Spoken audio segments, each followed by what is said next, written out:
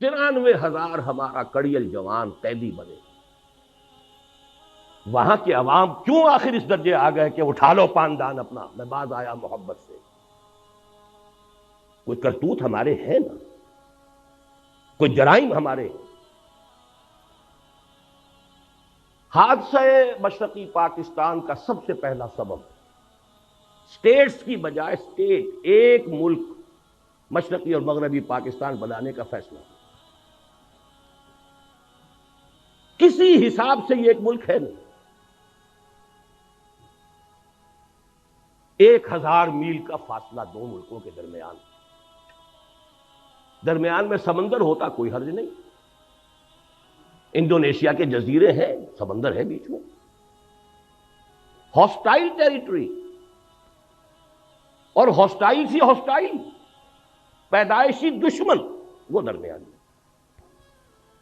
انسانی جذبہ بہت بڑی شے، لیکن وہ جذبہ تھا اسلام کے حوالے سے. نعرہ تھا اسلام پاکستان کا مطلب کیا؟ لا الہ الا اللہ. اس جذبے کی ہم نے قیام پاکستان کے فوراً بعد نفی کر دی، اس کا گلا گھونٹ دیا. دوسرے یہ کہ وہاں 2 ہاؤسز جو ہے تجویز کیے گئے، اور اپر ہاؤس میں ہر صوبے کو مساوی، جو بھی عام اصول ہے. مشرقی پاکستان کے لوگوں نے کہا کہ نہیں، اس طرح تم ہمیں اقلیت میں تبدیل کر رہے ہو. اپر ہاؤس میں تو پھر 5واں حصہ ہے ان کا، وہاں تو آبادی کا حساب ہے نہیں. پاکستان کی سرکاری زبان کیا ہو، اردو ٹھوسنے کی سب سے بڑی غلطی کی ہے، اور ہماری ٹاپ کی قیادت اس غلطی کی ذمہ دار ہے. اس کا مطلب یہ ہے کہ کوئی حالات کا صحیح اندازہ نہیں، اس لیے کہ مسلم لیگ پارٹی تھی نہیں، وہ تو تحریک تھی. تحریک کا کام ہی یہ ہوتا کہ ایک دفعہ مقصد حاصل ہوا اس کے بعد ختم. تحریک کا تو اصول ہے. کانگریس پارٹی تھی، آج تک اس کی حکومت چل رہی ہے. کوئی تھوڑا سا عرصہ آ گیا جنتا دل اور یہ اور وہ، کانگریس ہے. اکثریت کو تو آپ نے غیر مؤثر کر دیا، فوج کی حکومت ہو گئی. اور پھر جو ان کے فیکٹس اینڈ فگرز آتے تھے، ہماری کل آمدنی کا اتنا بڑا حصہ فوج پر خرچ ہوتا ہے، فوج ساری مغربی پاکستان کی ہے، تو پیراسائٹ ہیں یہ ہماری آمدنی کے اوپر. یہ کھاتے ہیں، کماتے ہم ہیں. کاش کہ صدر ایوب صاحب پاکستان کے ڈیگال بن گئے ہوتے. ڈیگال نے الجزائر میں ریفرنڈم کرایا، بھائی رہنا چاہتے ہو ہمارے ساتھ یا نہیں رہنا چاہتے جاؤ بھائی. کاش میں صرف کہہ رہا ہوں یحییٰ خان نے جب معاملہ کیا تھا، الیکشن کا اعلان کیا ہے، کاش کہ وہ مغربی پاکستان کا 1 یونٹ ختم نہ کرتا.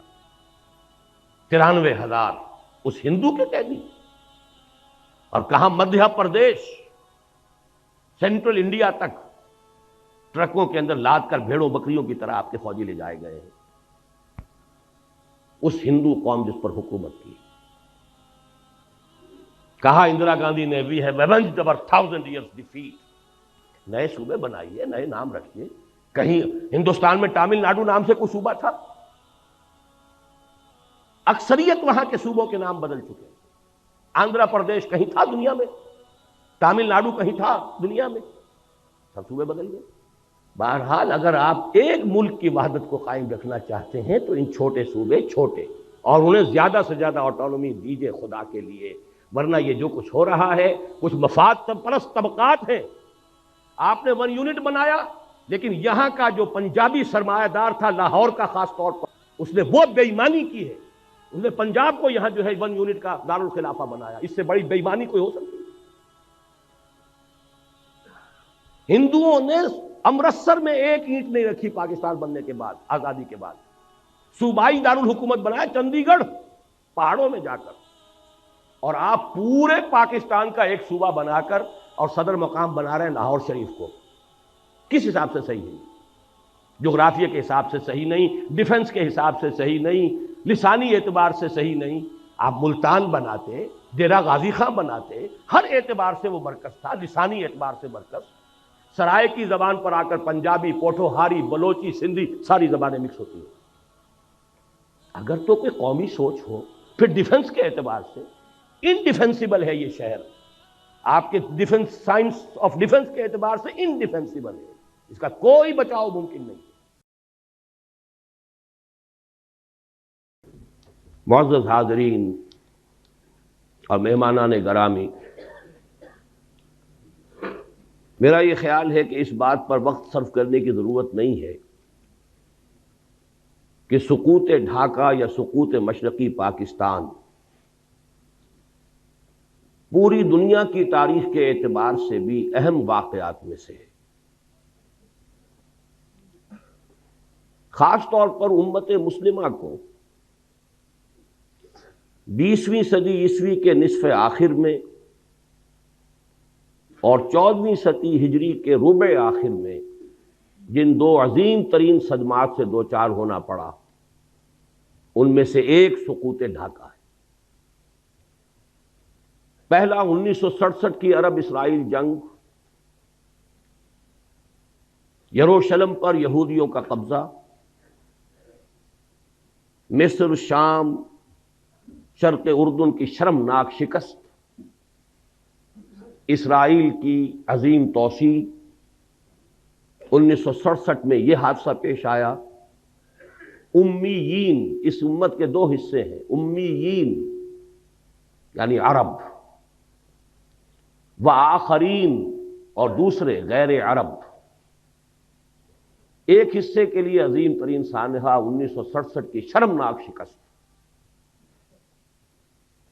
اور آخرین میں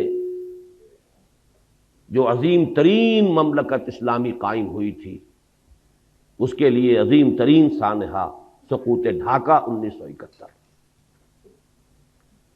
پھر اس میں بھی کوئی شک نہیں کہ جہاں تک پاکستان کی تاریخ کا تعلق ہے، ویسے تو اور بھی حوادث آئے ہیں جن سے ہمیں دوچار ہونا پڑا، لیکن سب سے بڑا حادثہ آج تک بہرحال سقوط مشرقی پاکستان ہے۔ ایسے حوادث کے بارے میں میں چاہتا ہوں کہ پہلے قرآن حکیم کتاب ہدایت، اس سے ہم کچھ بنیادی اصول سمجھ لیں۔ یہ حوادث الٹپ نہیں ہوتے، اس کائنات میں کوئی شے اذن رب کے بغیر نہیں ہے، اور اذن رب اللہ کی حکمت کے ساتھ ہے، سنت اللہ کے تابع۔ پہلی بات یہ، اللہ تعالی ہرگز ظالم نہیں ہے۔ وما انا بظلام للعبید، اتنا بڑا حادثہ، اتنی بڑی تباہی، اتنی شرمناک شکست،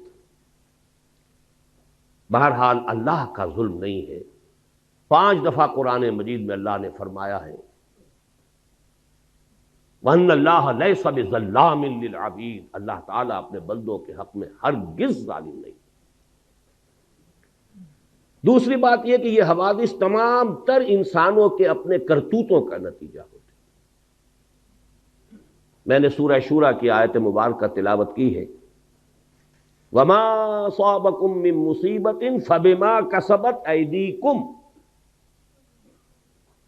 جو بھی مصیبت تم پر آئی ہے یا آتی ہے وہ تمہارے اپنے ہاتھوں کے کرتوتوں کے باعث۔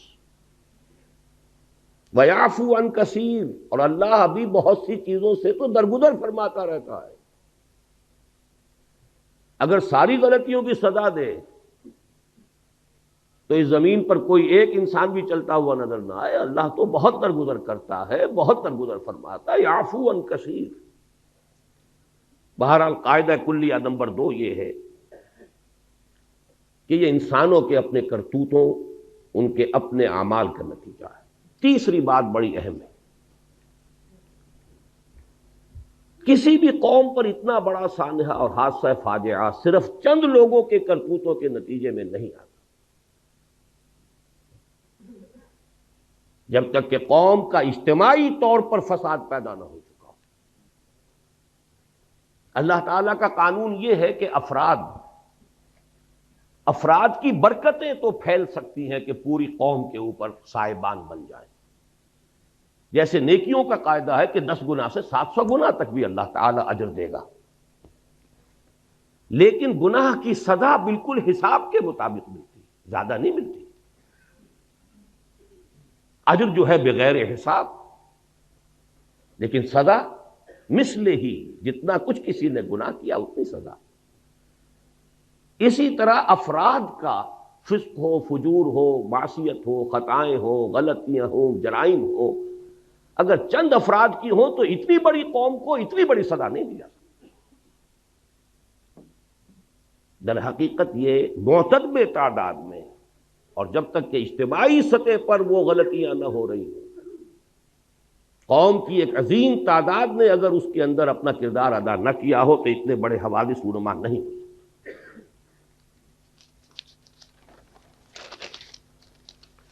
لیکن جب پھر سزا آتی ہے تو چوتھا قانون یہ ہے کہ پھر گیہوں کے ساتھ گھن بھی پستا ہے۔ وَاتَّقُوا فِتْنَةً لَا تُصِيبَنَّ الَّذِينَ ظَلَمُوا مِنْكُمْ خَاصَّةً، ڈرو اس عذاب سے، اس پکڑ سے، اس سزا سے۔ جب اجتماعی فساد ہو گیا تو جو لوگ فساد میں خود ملوث نہیں ہیں وہ بھی مجرم ہیں، انہوں نے روکا کیوں نہیں؟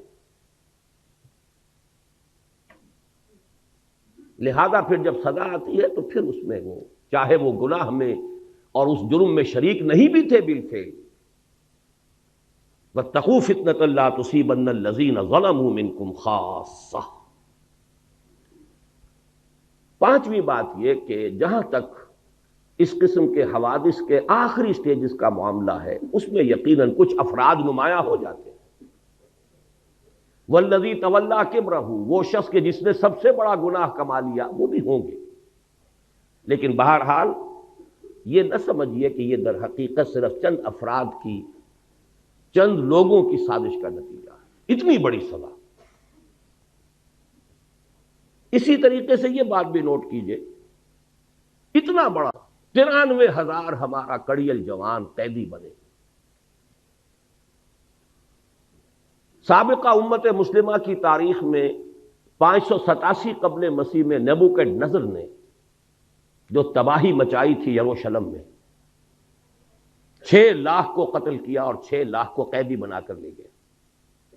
شاید تاریخ انسانی میں اتنی بڑی تعداد میں لوگوں کو قیدی بنا کر اور ایک ملک سے دوسرے ملک میں نہیں لے جایا گیا ہوگا۔ 6 لاکھ کو بھیڑوں بکریوں کی طریقے سے ہانکتا ہوا لے گیا ہے بیبیلونیا، عراق۔ لیکن میں نے ہمیشہ تجزیہ کیا ہے 6 لاکھ میں 93,000 یا 1 لاکھ جوان نہیں ہوگا، اس میں بوڑھے بھی تھے، بچے بھی تھے، عورتیں بھی تھیں۔ ہمارا 93,000 کڑیل جوان گیا ہے، سپاہی سے لے کے جرنیل تک گیا۔ اتنی بڑی شکست، اور یہ بھی نوٹ کیجئے یہ کوئی فوری بات نہیں ہوا کرتی، بات طویل ہوتا ہے۔ اللہ تعالیٰ مہلتیں دیتا ہے، اللہ تعالیٰ موقع دیتا ہے۔ یہ تو جب تک کہ پے بپے لگاتار جو غلطیاں نہ ہو رہی ہوں اور جرائم نہ کیے جا رہے ہیں اس وقت تک اتنی بڑی سزا نہیں ملتی۔ اللہ تعالیٰ کے عدل سے، اللہ کے فضل و کرم سے، اللہ کے رحم سے، اللہ کی شان غفاری سے یہ بالکل بڑی ہے۔ جو حوادث اس وقت پیش آئے ہیں جن کو کہ ہماری طب کی اصطلاح میں، میڈیکل ٹرمینالوجی میں ایکسائٹنگ کازز کہا جاتا ہے، اس کا کوئی تذکرہ آپ جنرل انصاری صاحب سے سن چکے۔ حمود الرحمان کمیشن جو کہ جس کی رپورٹ منظر عام پر نہیں آئی، اس میں بھی اسی قسم کے حالات ہی سے ظاہر بات ہے کہ گفتگو ہو سکتی ہے۔ میں نے جو قرآن مجید کے ان موضوعات سے متعلق اللہ تعالیٰ کی جو سنتیں ہیں، لن تجد لسنت اللہ تبدیلا، جو آپ کے سامنے رکھی ہیں، ان کے پیش نظر میں ذرا ایک طویل اور گہرا تجزیہ آپ کے سامنے رکھنا چاہتا ہوں۔ یہ ہماری قومی غلطیاں ہیں، ہماری اجتماعی غلطیاں۔ بڑی پیاری بات کہی ہے جنرل صاحب نے کہ ہمیں یہ اب بھی ہمارے صحافی دھوکہ دیتے ہیں کہ وہاں تو محبت ہی کے زمزمے بہ رہے ہیں، وہاں جو نفرت پیدا ہو چکی تھی، اتنا عظیم انقلاب جو آ چکا تھا، اس کی صحیح خبر یہاں دی نہیں گئی۔ گئے اور جا کر چند دعوتیں کھائیں اور چند لوگوں سے ملے اور محبت کے زمزمے یہاں کے سنا دیے۔ اللہ اللہ خیر صلی اللہ۔ نفرت کی یہ انتہا، رونگٹے کانپ اٹھ کھڑے ہو رہے ہیں، آدمی کا دل لرز جاتا ہے۔ اور اتنا بڑا انقلاب، سن 46 میں 95% سیٹیں مسلم لیگ لے رہی ہے، اور کل 8 برس سن 54 کے الیکشن میں 300 میں سے 10 سیٹیں 290 گئی. کچھ تو ہوا ہے, کوئی قیامت تو بپا ہوئی ہے. یہ انقلاب عظیم کہاں سے آ گیا؟ جس شہر میں مسلم لیگ کی تاسیس ہوئی 1906 میں, کتنا بڑا پروونس یونائٹڈ بنگال, اور طویل ترین عرصے تک مسلم لیگ کی منسٹری رہی. وہاں کے عوام کیوں آخر اس درجے آ گئے کہ اٹھا لو پاندان اپنا, میں باز آیا محبت سے؟ کوئی کرتوت ہمارے ہیں نا, کوئی جرائم ہمارے ہیں. اگر ان کو نہیں سمجھیں گے تو آئندہ بھی تاریخ اپنے آپ کو دہرائے گی. اسی لیے میں نے آیت سنائی ہے آپ کو. خصوصی میں نے ریکویسٹ کی تھی کہ یہ سورہ بنی اسرائیل کا پہلا رکوع یہاں پڑھا جائے, لیکن کریں کیا, زبان یار من ترکی و من ترکی نمی دانم. آپ کو کیا پتا کہ کیا پڑھا گیا اور کیا آپ نے سنا. عسیٰ ربکم ان یرحمکم وان عدتم عدنا. تمہارا رب تم پر رحم کرنے کے لیے تیار ہے, لیکن اگر تم نے پھر وہی روش اختیار کی, ہم پھر وہی کچھ کریں گے. یہ قانون ہے اللہ کا. عسیٰ ربکم ان یرحمکم. اپنے لچھن درست کرو, اپنے اعمال صحیح کرو, تو ہم رحم کریں گے. عسیٰ ربکم ان یرحمکم وان عدتم عدنا. پھر اعادہ کرو گے, پھر وہی کچھ کرو گے, ہم بھی وہی کچھ کریں گے جو ہم نے پہلے کیا. وہی سزائیں ملیں گی, اس سے بڑے پیمانے پر ملیں گی. اور یہ تو دنیا کی سزا ہے. وَجَعَلْنَا جَهَنَّمَ لِلْكَافِرِينَ حَصِيرًا. ابھی تو آخرت میں جہنم ہم نے تیار کی ہے ایسے ناہنجاروں کے لیے. بہرحال اب ذرا حوصلہ کیجئے کچھ غلطیوں کے اوپر گفتگو کو سننے کے لیے. اس میں ہماری قیادت عظمیٰ پر بھی تنقید آئے گی. ہماری قیادت عظمیٰ کوئی معصومین پر مشتمل نہیں تھی, اور آج جبکہ 50 برس ہونے کو آ رہے ہیں, اب ہمیں اتنا بالغ ہونا چاہیے کہ ہم ان کی خطاؤں پر بھی نگاہ ڈال سکیں, سمجھ سکیں. معصومیت خاصہ نبوت ہے, نبوت ختم, معصومیت ختم. حادثہ مشرقی پاکستان کا سب سے پہلا سبب, اس کی غلطی کی بنیاد 1946 میں ڈالی گئی, جب 1940 کے ریزولوشن میں ترمیم کر کے اسٹیٹس کی بجائے اسٹیٹ, ایک ملک مشرقی اور مغربی پاکستان بنانے کا فیصلہ ہوا. کسی حساب سے یہ ایک ملک ہے نہیں. 1000 میل کا فاصلہ دو ملکوں کے درمیان, درمیان میں سمندر ہوتا کوئی حرج نہیں. انڈونیشیا کے جزیرے ہیں, سمندر ہے بیچ میں. ہاسٹائل ٹیریٹری, اور ہاسٹائل سی ہاسٹائل, پیدائشی دشمن, وہ درمیان میں. لیکن ہے کیا اصل مسئلہ, کیا اتنی بڑی خطا کیسے ہوگی؟ اصل بات سمجھیے, مسلم لیگ کبھی بھی کوئی منظم جماعت نہیں تھی, یہ صرف ایک تحریک تھی. اور تحریک میں جذبات کا غلبہ ہوتا ہے, ہوش پر جوش غالب ہوتا ہے.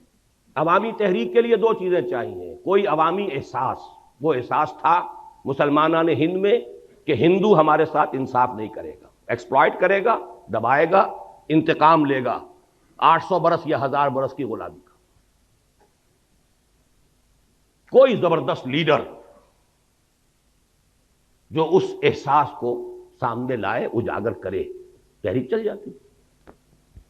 قائد اعظم یقیناً بہت بڑے لیڈر تھے, اس میں کوئی شک نہیں. سن 37 کے بعد سے چارج لیا ہے, اسے تحریک بنا دیا. اس سے پہلے وہ سروں کی اور نوابوں کی اور جاگیرداروں کی صرف ایک بیٹھک کہہ لیجئے, اس سے زیادہ اس کی حقیقت نہیں تھی. لیکن یہ جب کلائمیکس ہوا ہے اس مسلم لیگ تحریک کا اور تحریک پاکستان کا, جذبات کی رو میں بہ کر, اور جذبات بھی بنگالی مسلمان کی, ایک فضل الحق ہے کہ جنہوں نے مجبور کیا قائد اعظم کو اس قرارداد میں ترمیم کر کے ان کو دونوں کو ایک ملک بنانے کی. اس زمانے میں مجھے یاد آ رہا ہے قائد اعظم کا ایک جملہ، The British press has talked about some geographical difficulties in the way of Pakistan. May I ask them by what rule of geography are they here? برطانوی پریس نے پاکستان کی اسکیم کے بارے میں کچھ جغرافیائی مشکلات کا تذکرہ کیا ہے. کیا میں ان سے پوچھ سکتا ہوں کہ جغرافیہ کے کس اصول کے تحت وہ ہندوستان میں ہے؟ جملہ بڑا پیارا ہے، جواب بڑا مسکت ہے، لیکن بہرحال اس سے حقائق تو نہیں بدل جاتے. اگر یہ دو ملک بنتے، نوٹ کر لیجئے، ان دونوں کی ضرورت ہوتی کہ ایک دوسرے سے تعاون کریں. ہندو کا ذہن، ہندو کی ذہنیت بدلنے والی نہیں تھی. دونوں کو ہندو یا یوں کہیے بھارت کہیے، بھارت کے دست برد سے اپنے آپ کو بچانے کے لیے دوسرے کے تعاون کی ضرورت ہوتی. اگر علیحدہ علیحدہ ہوتے تعاون ہوتا، یکجا ہو گئے تو شکایتیں سامنے آئیں.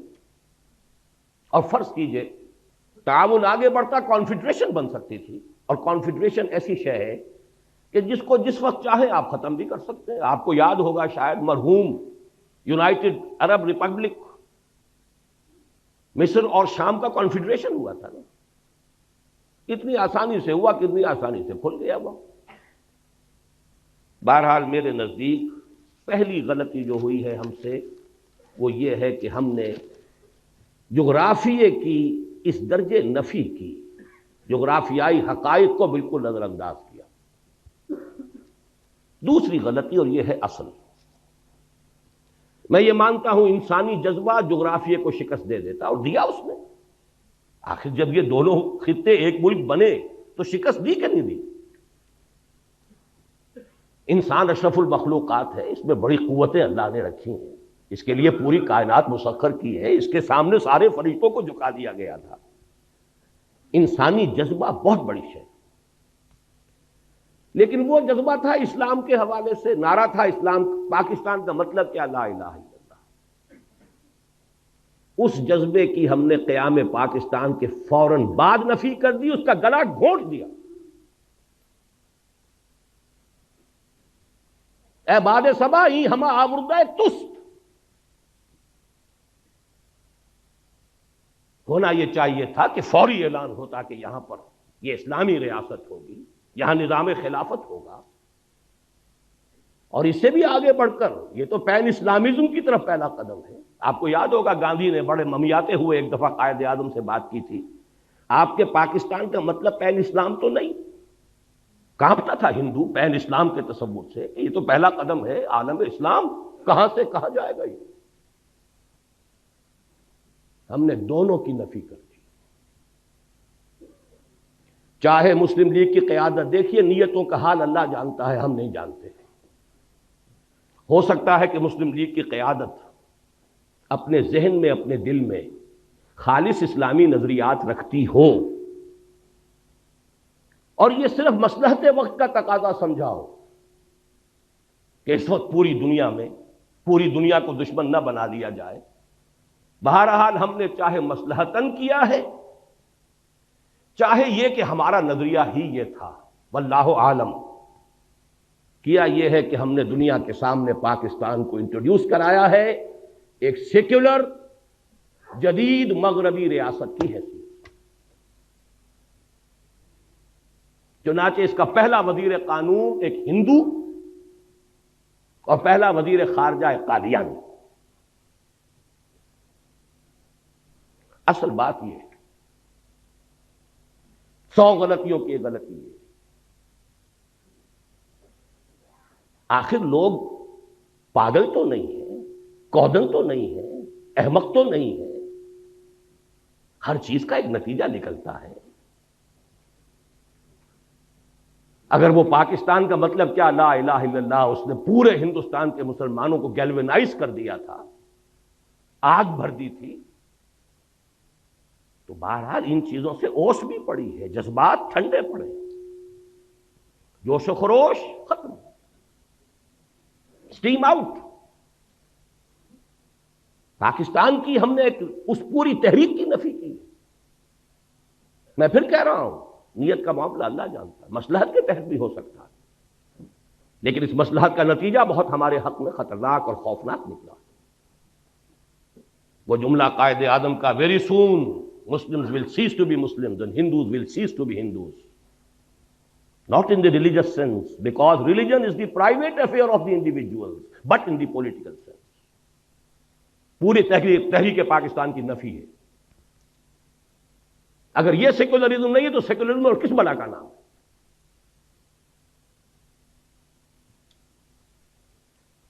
12 مارچ سن 1949 کو جا کر قرارداد مقاصد بڑے رد و قدا، بڑے ہی لیت و لال اور بڑے ہی بادل داخواستہ منظور ہوئی،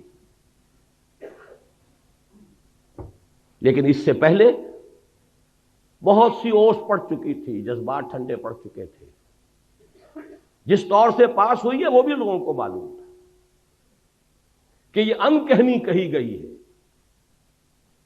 یہ پتہ نہیں معلوم ہے آپ کو کہ نہیں، ہندوؤں میں یو پی کے کچھ علاقوں میں جہاں مسلم تہذیب کا غلبہ تھا، وہاں ہندوؤں میں ایک رواج تھا کہ جب کسی کی جان نہیں نکل رہی ہوتی تھی، نزع کا عالم بہت طول کھینچ جاتا تھا، تو وہ کہتے تھے کہہ دے بھائی ان کہنی کہہ دے تاکہ تیری جان نکل جائے، تو وہ لا الہ الا اللہ کہہ دیتا تھا، جان نکل جاتی تھی۔ یہ ان کہنی تھی۔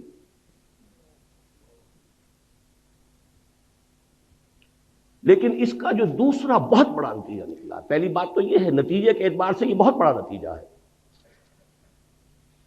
لیکن دوسرا کانسٹیٹیوشنل جو ہمارا مسئلہ ہے اس کے اعتبار سے جو عظیم نتیجہ اس کا برآمد ہوا، ویسٹرن ڈیموکریٹک نارمز، پرنسپلز، اصول کیا ہے؟ ان اصولوں پر پاکستان کے لیے کوئی دستور بنانا متحدہ پاکستان کے لیے ناممکن تھا۔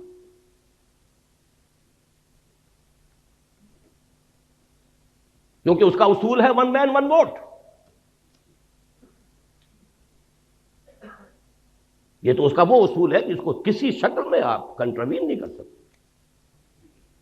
کس کو ڈس انفرنچائز کریں گے، کس کا حق جو ہے غصب کریں گے؟ اور حال یہاں یہ تھا کہ فار آل پریکٹیکل پرپزز مغربی پاکستان گویا کہ اصل پاکستان، رقبہ دیکھیے، ترقی کے امکانات دیکھیے، ذرائع و وسائل دیکھیے، اور عالم اسلام کے ساتھ مسلسل ہونا، متصل ہونا دیکھیے، تو اصل پاکستان، پرائمری پاکستان یہ بنتا ہے۔ مشرقی پاکستان تو ایک جزیرہ تھا، ادھر برما ہے، ادھر بھارت ہے، رقبہ محدود، آبادی بے انتہا، لیکن آبادی وہاں زیادہ یہاں کم۔ ایکویشن ہو کیا؟ نتیجہ یہ ہے کہ 12 مارچ سن 49 کو جب قرارداد مقاصد پاس ہوئی ہے تو ساتھ ہی ایک بیسک پرنسپلز کمیٹی بنا دی گئی کہ اب جو دستور ہمیں بنانا ہے اس ملک کا، اس کے بنیادی اصول کیا ہوں گے۔ اس کی پہلی رپورٹ آئی ہے ستمبر سن 50 میں، 1.5 سال بعد۔ اس میں چونکہ 2 ہاؤسز، اس پہ 2 اعتراضات ہوئے۔ ایک اعتراض تو یہ ہوا کہ اس میں اسلام کا اب سرے سے ذکر نہیں تھا، گویا کہ قرارداد مقاصد کی حیثیت تو ایسی تھی جیسے سینما کا افتتاح کرنے کے لیے تلاوت قرآن کرا دی جائے، باقی اصل دستور جو بننا تھا اس میں اسلام کا سرے سے کوئی تذکرہ نہیں۔ لہذا ایک تو اس کی وجہ سے وہ اوس پر اوس اور پڑ گئی کہ یہ قرارداد مقاصد پاس کر کے بھی نیت ان کی نہیں ہے اسلام کی طرف آنے کی۔ دوسرے یہ کہ وہاں 2 ہاؤسز جو ہے تجویز کیے گئے، اور اپر ہاؤس میں ہر صوبے کو مساوی، جو بھی عام اصول ہے۔ مشرقی پاکستان کے لوگوں نے کہا کہ نہیں، اس طرح تم ہمیں اقلیت میں تبدیل کر رہے ہو۔ اپر ہاؤس میں تو پھر 5واں حصہ ہے ان کا، وہاں تو آبادی کا حساب ہے نہیں، وہ ختم ہوئی۔ اس کے بعد دوبارہ پھر یہ جا کر دسمبر سن 52 میں بیسک پرنسپل کمیٹی رپورٹ پھر آئی، اس میں پیرٹی کی گئی، دونوں ہاؤسز کے اندر مشرقی پاکستان، مغربی پاکستان کے ممبر برابر ہوں گے، اور مغربی پاکستان میں پھر پروپورشنل تمام صوبوں میں آبادی کے پروپورشنل تقسیم ہو جائے گی۔ مشرقی پاکستان کے لوگوں نے پھر کہا کہ ہماری حق تلفی ہے۔ اب اگر آپ چلنا چاہتے ہیں ویسٹرن ڈیموکریسی پر، یہ جو توق پڑ گیا ہمارے گلے میں ویسٹرن ڈیموکریسی کا، ایک طرف تو سارا جذبہ ختم، دین کی بات ختم، پوری تحریک کا سغرا کبرا ختم، اور دوسری طرف یہ توق جو ہے یہ جس کی وجہ سے کوئی دستور بن ہی نہیں سکتا۔ اور سب سے بڑا مسئلہ یہ تھا کہ اگر ون مین ون ووٹ ہو تو ترازو ہاتھ میں جاتی ہے ہندو کے۔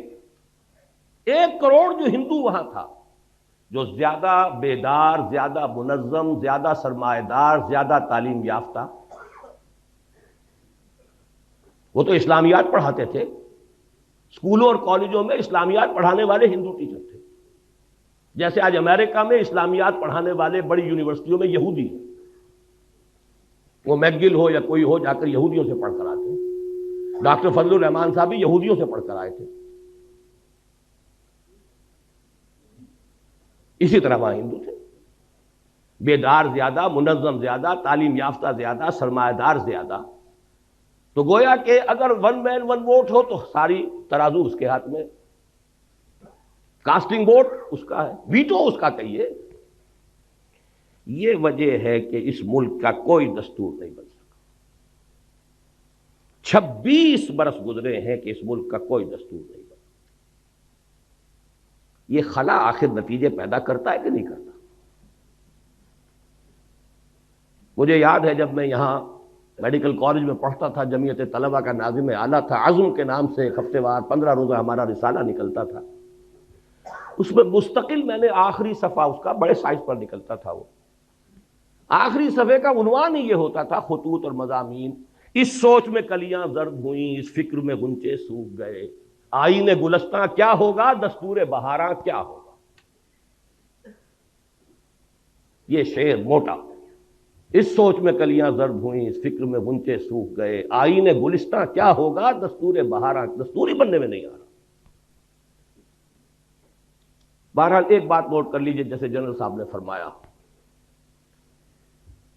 دیکھیے باقی جو بھی ہم ہیں، سندھ، پنجاب، سرحد، بلوچستان، ہمارے اندر فرق و تفاوت اتنا نہیں ہے جتنا کہ مغربی پاکستان اور مشرقی پاکستان کے لوگوں میں تھا۔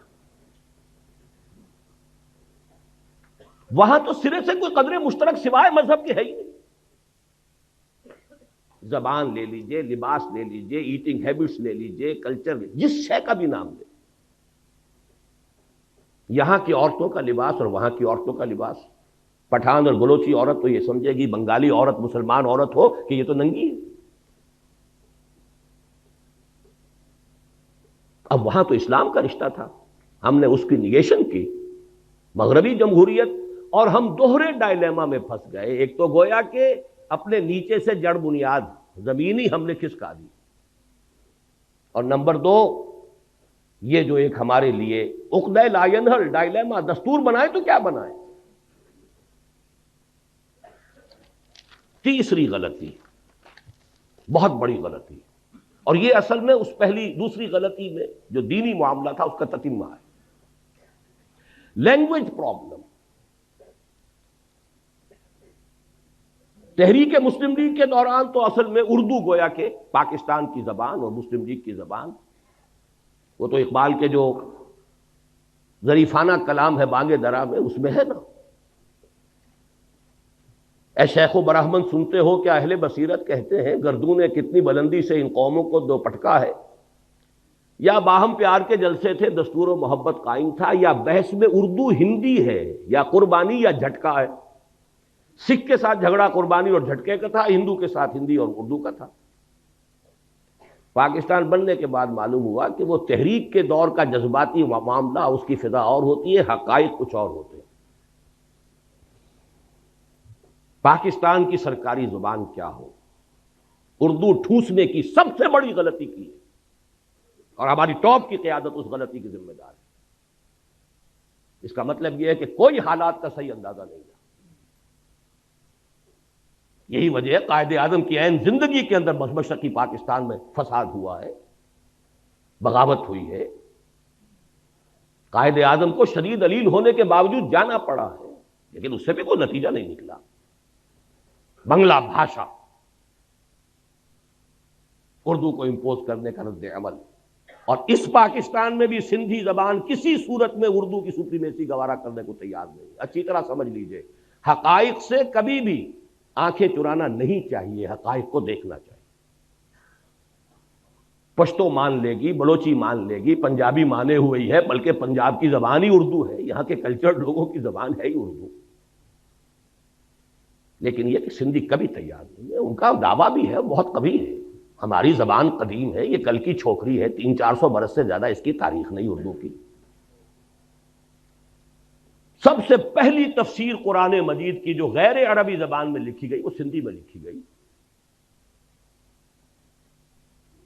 بہرحال تھے اس ملک کے کچھ ویل وشرز،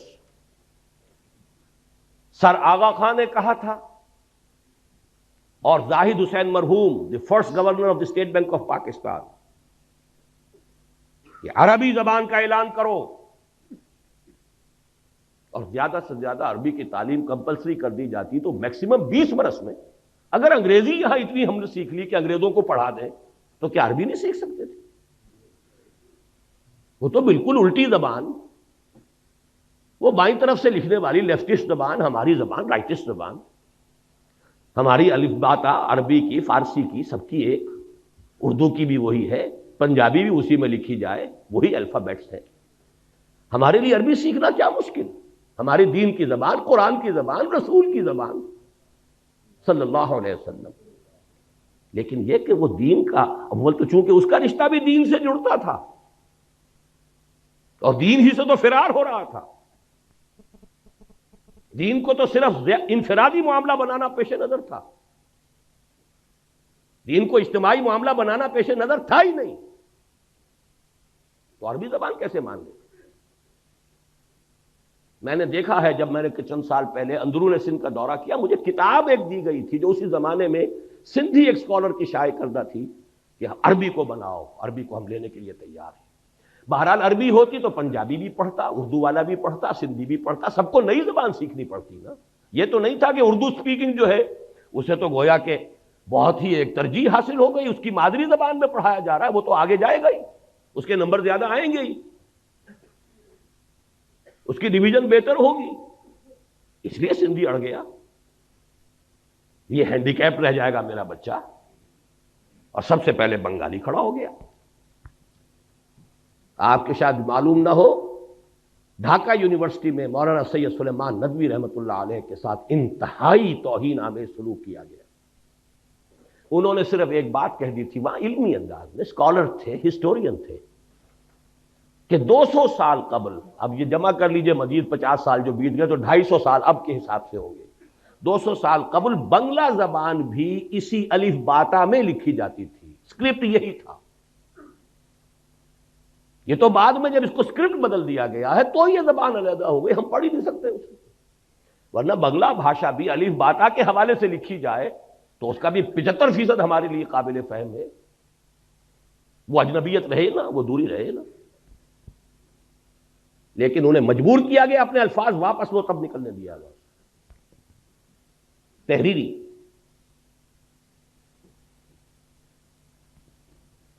چوتھی بڑی غلطی، ان سب چیزوں کا نتیجہ اصل میں کیا نکلا؟ ڈس ایلیوژنمنٹ، ایک لفظ کافی۔ یہ کہاں کا اسلام تھا؟ یہ جا کدھر رہے ہیں؟ ملک بنا کیوں تھا؟ میں بھی مانتا ہوں جو کہا جنرل صاحب نے، ایوریج مغربی پاکستانی کے مقابلے میں ایوریج مشرقی پاکستانی زیادہ مذہبی آدمی،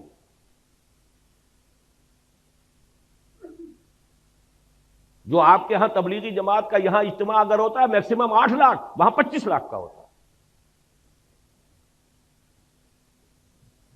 یہی تو وجہ تھی نا کہ مسلم لیگ وہاں بنی، یہی تو وجہ تھی کہ یونائٹڈ بنگال میں کتنے عرصے خواجہ ناظم الدین وزیر اعلیٰ رہے،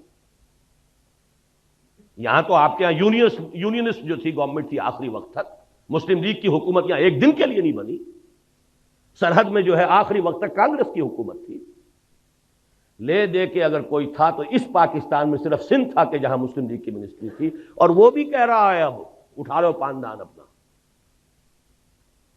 یہی دو صوبے تھے، مسلم لیگی صوبے تو یہی تھے، پاکستانی صوبے تو یہی تھے۔ پنجاب میں تو آخری وقت یونینسٹ گورنمنٹ تھی۔ یہ ڈس ایلیوژنمنٹ تھا کیا؟ یہ خواب تھا جو کچھ کے دیکھا، جو سنا افسانہ تھا، جذبات پر اوس پڑ گئی۔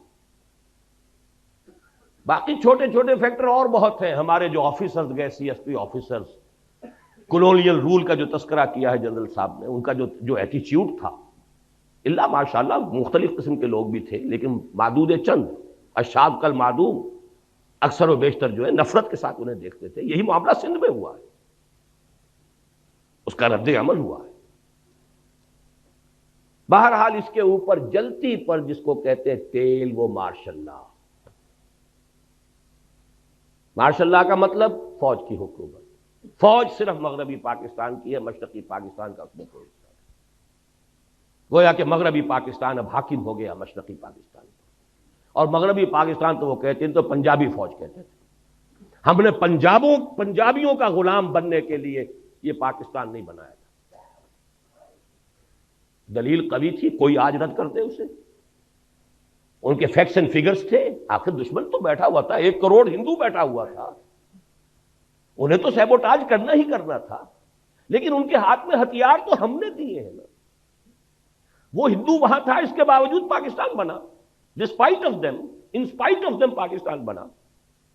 لیکن جب آپ نے اپنی منزلی بدل لی، اپنا قبلہ کعبہ تبدیل کر دیا، آپ نے اسلام کی بجائے مغرب کی سیکولر جمہوریت کو اپنا اصل اصول قرار دیا، تو ظاہر بات ہے نفی ہو گئی۔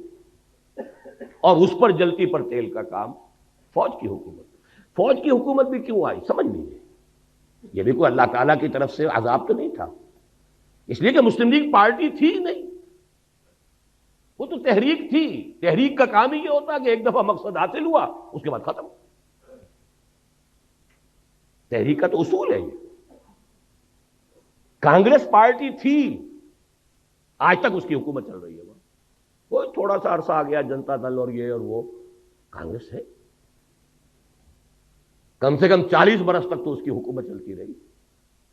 پارٹی تھی، کادرز تھے، ڈسپلن تھا، کانسٹیٹیوشن تھا۔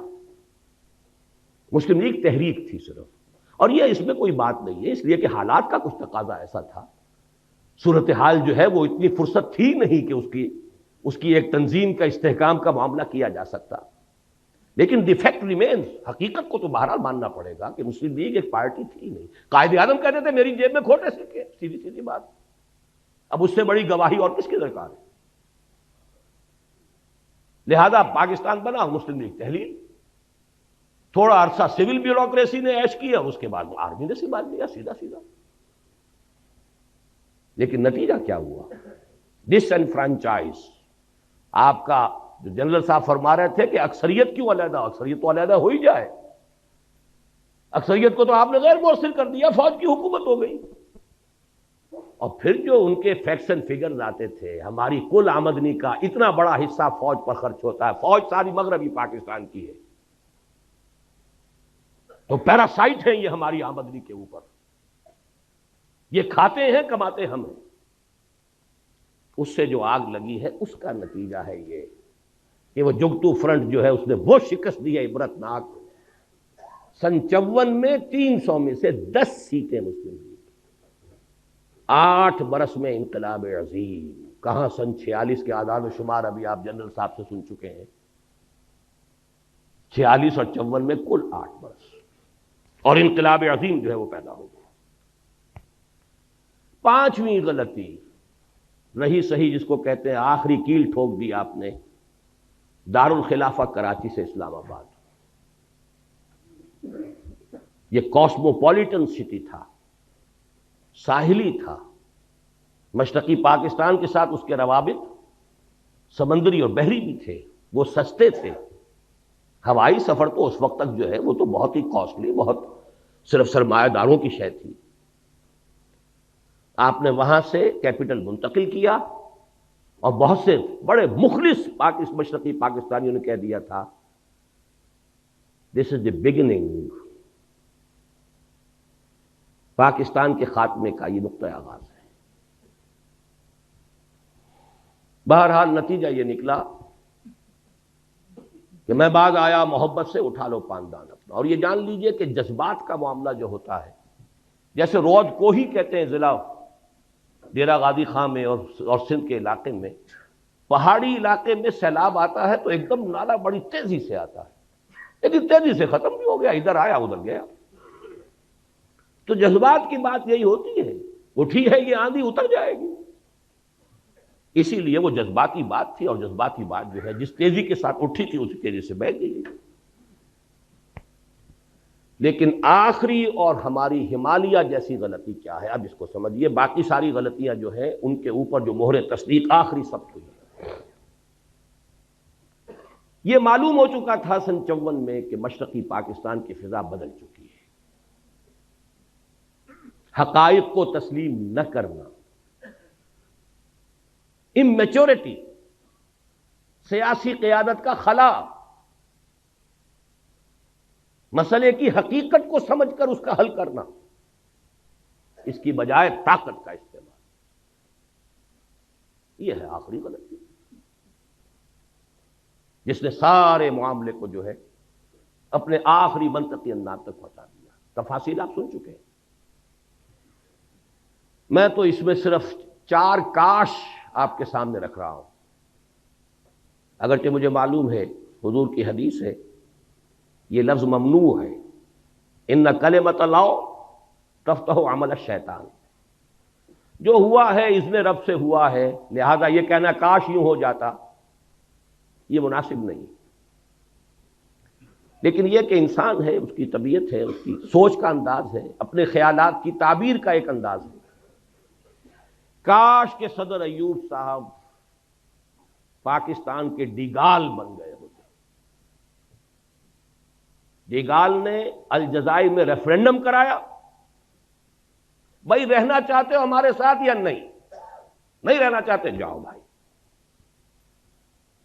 کتنے عرصے تک جنگ کرتے رہے، کتنے فرانسیسی مارے گئے، ادھر سے الجزائری جو ہے وہ اپنی جانیں دے رہے ہیں، اور مسلسل جنگ کی وجہ سے فرانس کی ترقی رکی ہوئی ہے. فرانس آگے نہیں چل پا رہا، سارے وسائل اس میں کھپ رہے ہیں.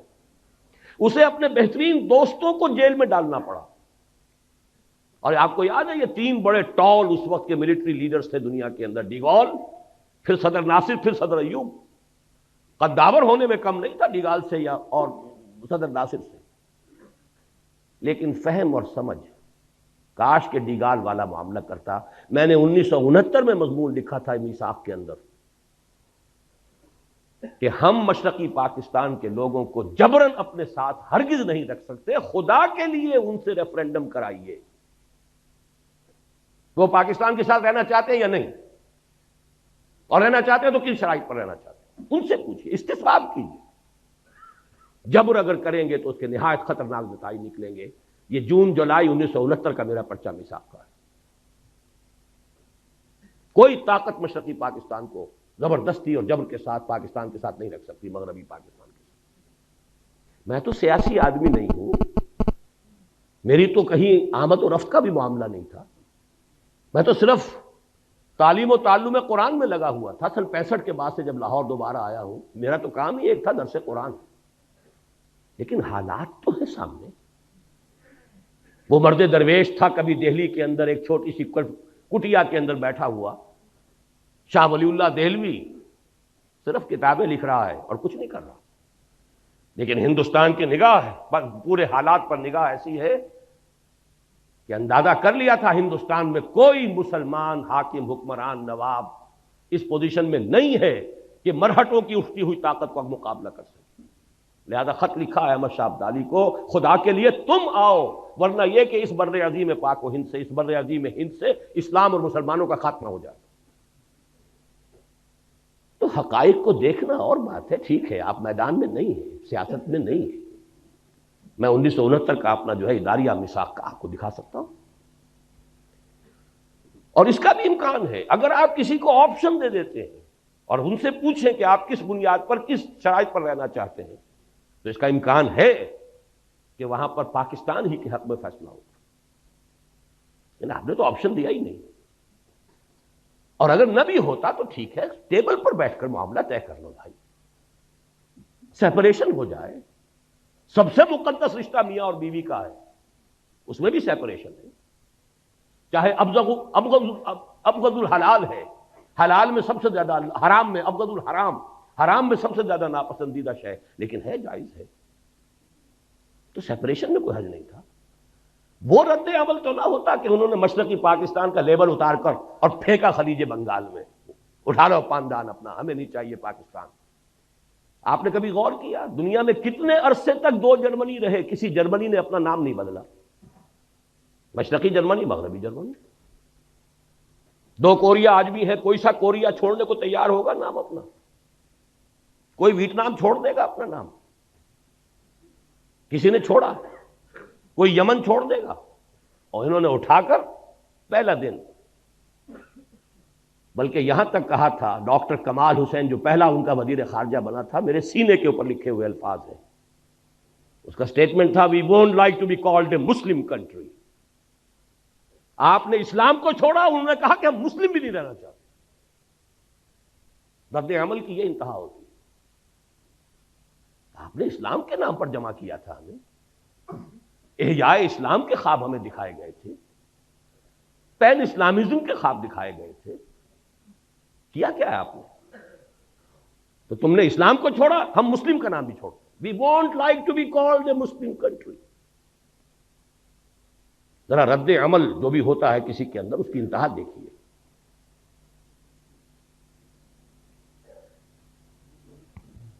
دوسرا کاش کیا ہے؟ کاش کہ نام نہاد ہمارے ہاں کے جمہوریت نواز، مغربی جمہوریت کے، اور وہ صرف دولتانہ کے قبیل کے لوگ نہیں، تمام مذہبی جماعتیں بھی، انہوں نے اسی مغربی جمہوریت کے نام پر مجبور کر کے ایوب خان سے اگرتلہ کیس ختم کروایا. کاش کہ وہ یہ حرکت نہ کرے. کاش ہی کہہ سکتا ہوں، کیا کہہ سکتا ہوں.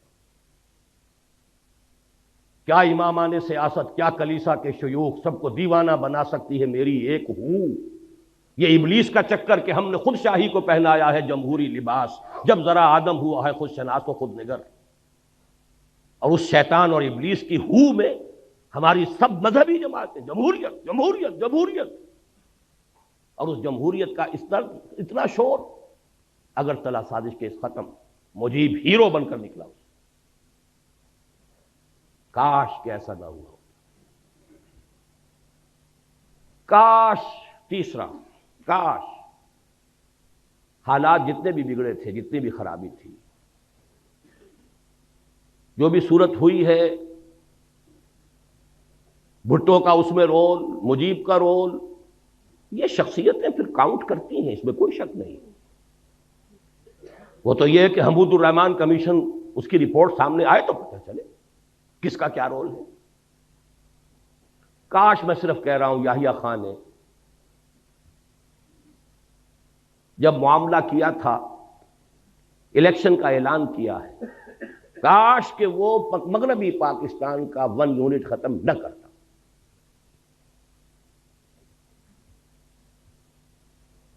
اس کا نتیجہ کیا نکل سکتا تھا؟ پازیٹو. اگر یہ ایک ہوتا یونٹ اور وہ بھی ایک یونٹ، تو اگر 6 نکات پر بھی معاملہ طے ہو جاتا مجیب الرحمان سے، تو قطن گھاٹے کا سودا نہیں تھا، گویا کہ کانفیڈریشن ہو جاتی. لیکن وہ 6 نکات جب یہاں کے پروونسز کے اوپر آپ ڈالتے تو اس کا مطلب ہے یہاں 4 ریاستیں وجود میں آتی ہیں. ڈائلیما یہ بنتا ہے جب یہ بھی 4 صوبے، ایک صوبہ، وہ 6 نکات پر ہر صوبے کا معاملہ کریں گے تو 4 ریاستیں یہاں وجود میں آ گئی، ورنہ 2 ریاستیں رہ گئی ہوتی. اب جیسا کہ میں نے عرض کیا ہے کہ یہ سب کاش ہے، لیکن جب ہم نے کسی معاملے کے اندر بھی کہیں بھی سمجھداری کا ثبوت نہیں دیا، غلطی پر غلطی ہے، تو پھر شامت اعمال ما صورت نادر گرفت. اب وہ صورت نادر میں بھٹو کو شمار کر لیں، مجیب کو شمار کر لیں، ہے ہماری شامت اعمال. یہ بونے سے لوگ، یہ کردار جو ہوتے ہیں بہت اہم نظر آتے ہیں، ان کی حقیقت وہ نہیں ہوتی اصل معاملات کے اندر. اصل معاملات تو چلے آ رہے ہیں کہاں سے کہاں تک. اے باد سبا ہم آوردہ تست. لیکن یہ ساری باتیں جو میں نے عرض کی ہیں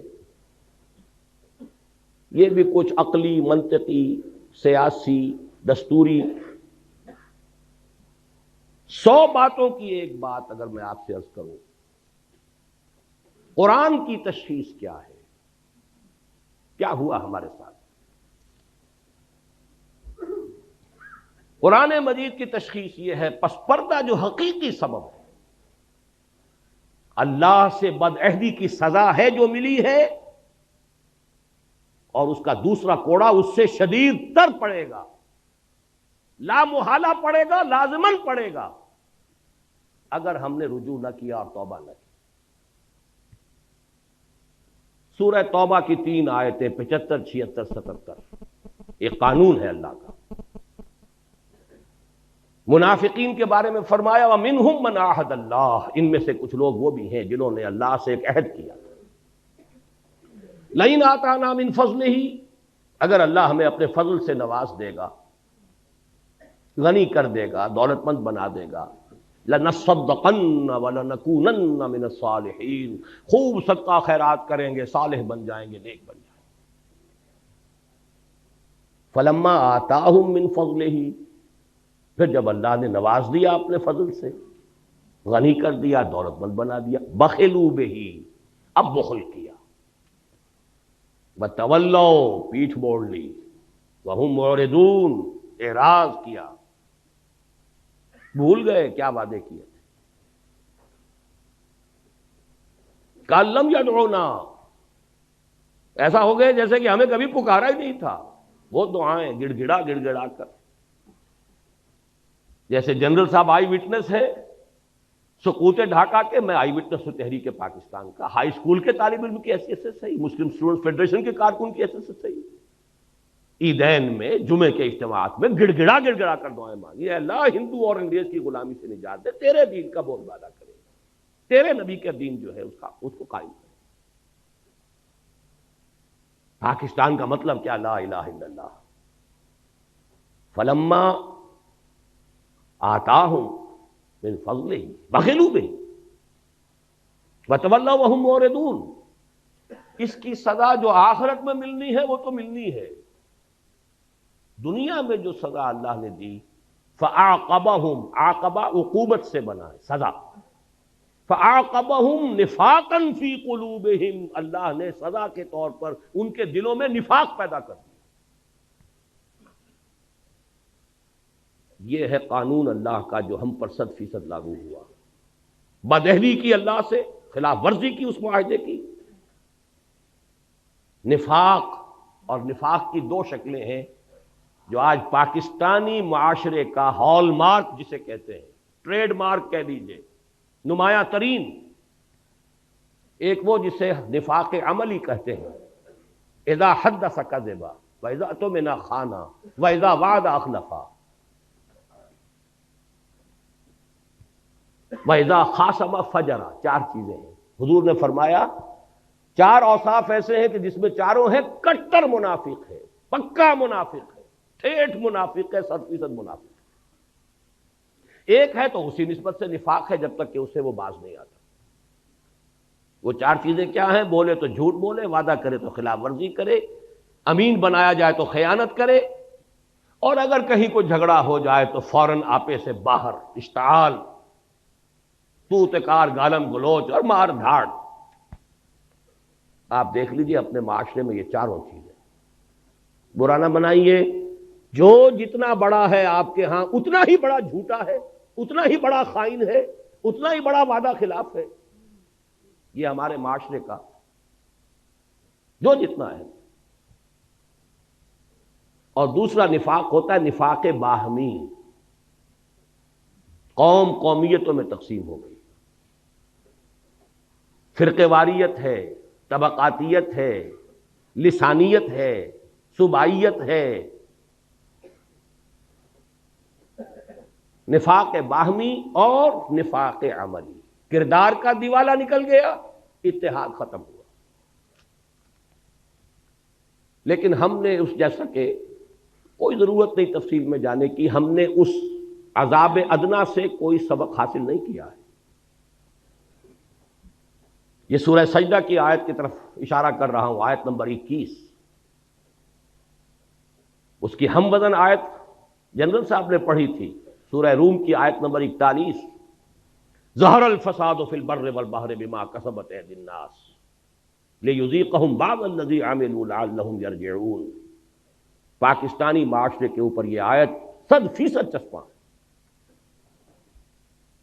بر و بحر کے اندر فساد رونما ہو چکا ہے، غالب ہو چکا ہے،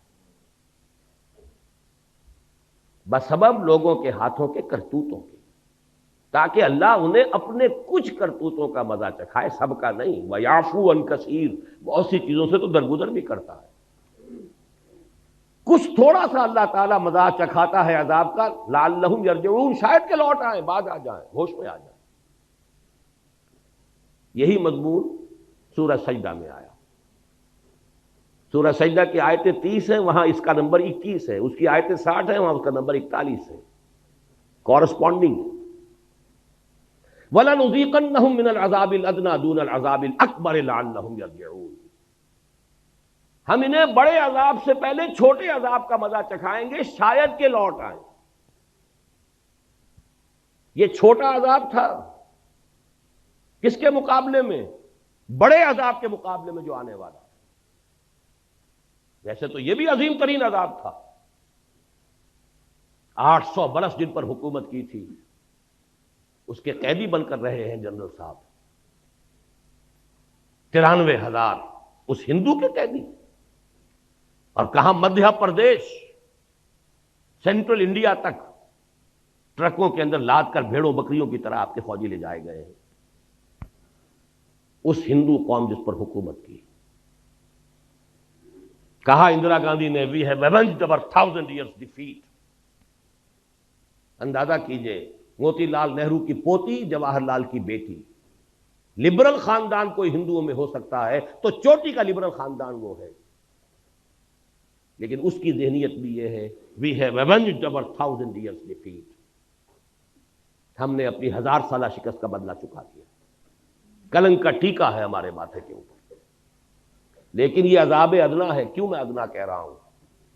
غنیمت سمجھیے ابھی یہ پاکستان باقی ہے، اور بہت بڑی مملکت ہے، وہ بھی ہے، ایک مسلمان ملک ہے۔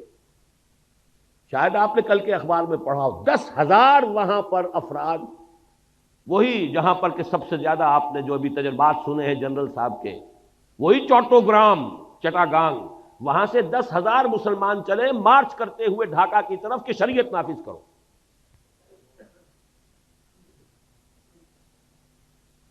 اسلام کے معاملے کا معاملہ، وہ تسلیمہ نسرین کے ساتھ جو کچھ انہوں نے کیا ہے، کیا ان کے اندر مذہبی غیرت نہیں ہے؟ بھاگنا پڑا کہ نہیں اس کو؟ جان بچا کر کیسے گئی؟ بہرحال چھوڑیے، غنیمت ہے کہ وہ بھی ابھی ایک ملک ہے، مسلمان ملک ہے۔ لیکن یہ ملک، اب میں یاد دلانا چاہتا ہوں، اصل میں یہ 2 خطوں پر مشتمل پاکستان تو اللہ نے ہمیں بونس دیا تھا، یہ اللہ کا فضل تھا، ورنہ مصور پاکستان نے انویسیج نہیں کیا تھا۔ یہ مصور پاکستان کون ہے؟ علامہ اقبال موجود ہے، ان کا جو خطبہ ہے 1930 کا، جس میں انہوں نے کہا ہے کہ it's the destiny, I feel it's the destiny, یہ تقدیر مبرم ہے کہ ہندوستان کے شمال مغربی علاقے میں ایک مسلمان ریاست قائم ہوگی، at least the north west of India. مشرقی پاکستان کا کوئی تذکرہ نہیں ہے ان کے خطبے میں۔ یہ تو جب آپ نے اتنے بڑے وعدے کیے، جب آپ کے راج کماری سے لے کے در خیبر تک گونجا دیا آپ نے، یا تو کبھی گونجا پاکستان کا مطلب کیا لا الہ الا اللہ کے نعرے سے، یا گونجایا تھا علامہ مشرقی نے چپراس سے، وہ بھی راج کماری سے لے کر اور گیا ہے در خیبر تک۔ لیکن بہرحال اللہ نے دیا، لو، 2 خطوں پر مشتمل، لو، ایک نہیں 2 لو۔ لہذا ابھی وہ اصل مصور پاکستان کا اصل پاکستان باقی ہے، دوسری بات یہ نوٹ کیجئے، اس بر عظیم ہند میں اصل پاکستان جو بنا تھا وہ یہی تھا، 1206 تک کا پاکستان یہی تھا۔ 712-13 میں آئے ہیں محمد بن قاسم، اس وقت کے مغربی پاکستان یا جو وٹ ریمینز آف پاکستان کا جنوبی نصف جو ہے اس وقت مملکت اسلامی میں شامل ہو گیا، شمالی ابھی نہیں ہوا۔ 300 برس کے بعد محمود غزنوی اور پھر غوری، یہ جو اب باقی شمالی ہے مغربی پاکستان یا وٹ ریمینز آف پاکستان کا، یہ اس قلب ڈرا میں آ گیا۔ یہ تو پھر 1206 میں جا کر کہیں دلی پر حکومت قائم ہوئی، تو تاریخ نے آپ کو وہاں پہنچایا ہوا ہے۔ ابھی بہت غنیمت سمجھیے، بہت غنیمت سمجھیے، لیکن جو صورتحال ہے وہ یہ کہ ہم نے کوئی سبق نہیں سیکھا۔ مجھے بتا دیں، اور میں یہ نہیں کہتا کسی اور کو دیکھیے، اپنے گریبان میں جھانکیے، آپ کے لیل و نہار، آپ کے روز و شب، آپ کی مشغولیتوں اور دلچسپیوں میں سرے منہ کوئی فرق واقع ہوا ہے؟ کوئی آپ کی زندگی کا نقشہ بدلا ہو، کوئی پرائرٹیز چینج ہوئی ہو، کوئی ترجیحات بدلی ہو، کسی نے حرام خوری چھوڑی ہو، کسی نے سودی معاملہ چھوڑا ہو، اپنے اوپر قیاس کر لیجئے، کوئی سبق حاصل نہیں۔ بد سے بدتر اوریانی ہے تو اس وقت کے مقابلے میں 100 گنا زیادہ، فحاشی ہے 100 گنا زیادہ، فراڈ ہے، غبن ہے 100 گنا زیادہ، بلکہ 1000 گنا زیادہ۔ کون سی چیز؟ اور نوٹ کر لیجئے، کچھ معاملہ ہے، تقویم ہے اللہ کی، 25 برس کی مہلت اس نے دی تھی۔ شمسی حساب سے تو یہ بنے تھے 24 برس اور 4 مہینے، قمری حساب سے ہو گئے تھے پورے 25 برس، جب ایک کوڑا پڑا ہے آپ کو، اور دوسرے 25 برس مکمل ہونے میں صرف 1 سال اور 2.5 مہینے رہ گئے۔ یہ 23 برس جو ہے، یہ تو ہے وہ شمسی، اللہ کی اور ہماری جو دینی تقویم ہے وہ تو قمری ہے۔ رمضان آنے میں کتنے مہینے ہیں؟ اور 27ویں، 2 بھی کہاں رہ گئے اب، 27ویں رمضان کو 49 برس مکمل ہو جائیں گے، پھر 1 سال اور۔ میں وہ سینس آف ارجنسی چاہتا ہوں کہ منتقل کروں، دوڑو زمانہ چال قیامت کی چل گیا۔ وہ دوسرا کوڑا، اور یہ آج جمعے میں تقریر کر آیا ہوں مفصل، کہ صورتحال ہماری اس وقت یہ ہے۔ ایک میں نے تمثیل پچھلے جمعے دی تھی، کچھ دنوں سے میرا احساس یہ ہے کہ اس وقت ہمارا حال قومی اعتبار سے ایسے ہے کہ جیسے کسی شخص کو جکڑ دیا گیا اور ہاتھ پاؤں وہ ہلا نہ سکے، کھڑا ہے، لیکن ساتھ ہی دیکھ رہا ہے اپنی آنکھوں سے کہ کوئی اژدہا ہے جو اس کے گرد جو ہے اپنے کوائلز، اپنے بل جو ہے وہ لگا رہا ہے، اور کوئی دیر کی بات ہے کہ ایک دفعہ ذرا اگر وہ تناؤ پیدا کرے گا اور ہڈی پسلی ایک ہوگا، یا کوئی شخص دیکھے آنکھوں سے کہ سیلاب کا پانی چڑھتا آ رہا ہے، اب میرے گھٹنوں تک تھا، اب یہاں تک آ گیا، اب سینے تک آ گیا، اب کوئی دن کی بات ہے، ہل نہیں سکتے ہم۔ وہ ورلڈ بینک اور IMF، وہ ذرائع ابلاغ عالمی سطح پر، یہودیوں کا مالیاتی نظام عالمی سطح پر، میں نے پچھلے جمعے کہا تھا، سر سوچئے تو صحیح، کیا نواز شریف مسلمان نہیں ہے؟ مسلمان ماں کا دودھ نہیں پیا ہے؟ میاں شریف کا بیٹا ہے کہ جو تہجد گزار ہیں، جہاں تک سنا ہوتا ہوا، یہ خود بھی نمازی ہے، کیا بپتا پڑی تھی اسے 2/3 میجورٹی رکھنے کے باوجود، اسلام کے نام پر ووٹ لینے کے باوجود، شریعت کی بالادستی کے لیے دستور میں ترمیم کیوں نہیں کر سکا؟ جبکہ نظر آ رہا تھا کہ میرے سارے الائز چھوڑتے جا رہے ہیں، میری دنیا لٹ رہی تھی اور میں خاموش تھا، یہ گئی جماعت اسلامی، یہ گئی JUI، کیا اتنا ہی کودن ہے کہ اسے معلوم نہیں ہو رہا تھا کہ یہ میری اپنی سیاسی جو ہے موت واقع ہو رہی ہے، سلو پوائزننگ ہو رہی ہے میری، کیوں نہیں کر سکتا؟ نہیں کر سکتا۔ عالمی قوتوں کا دباؤ ہے، جکڑے ہوئے ہیں آپ، عالمی استعمار ہے، نیو ورلڈ آرڈر ہے، مالیاتی نظام ہے، مہاجنی جکڑ بند کے اندر آپ کسے ہوئے، ہلیں گے کیسے؟ وہاں تو زلزلہ آ گیا تھا کہ انہوں نے بینک انٹرسٹ کو ربا قرار دے کر حرام قرار دے دیا، زلزلہ آ گیا دنیا میں۔ وہ جو پائپ میں چلی آ رہی تھی ایڈ، وہاں پر بھی پاؤں رکھ کر روک دیا گیا۔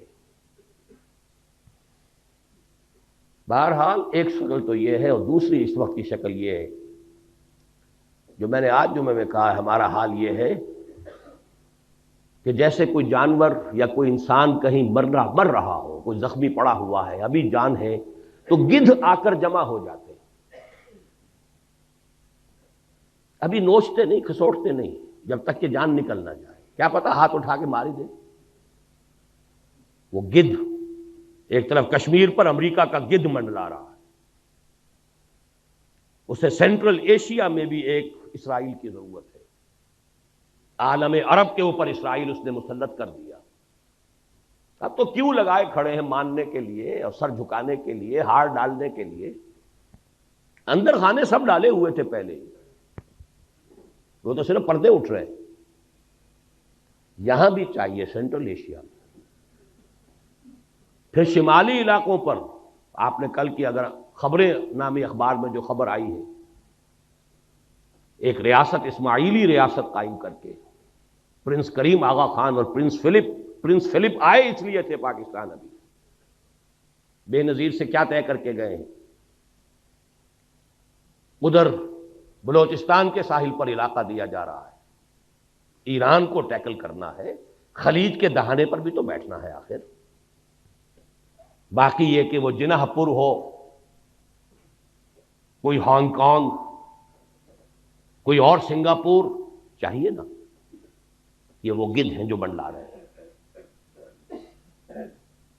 اور یہ رکھتے ہیں ہمیشہ دو options, they don't keep all their eggs in one basket, یا کشمیر میں ہو جائے یا شمالی علاقوں میں ہو جائے، کہیں تو ہو جائے،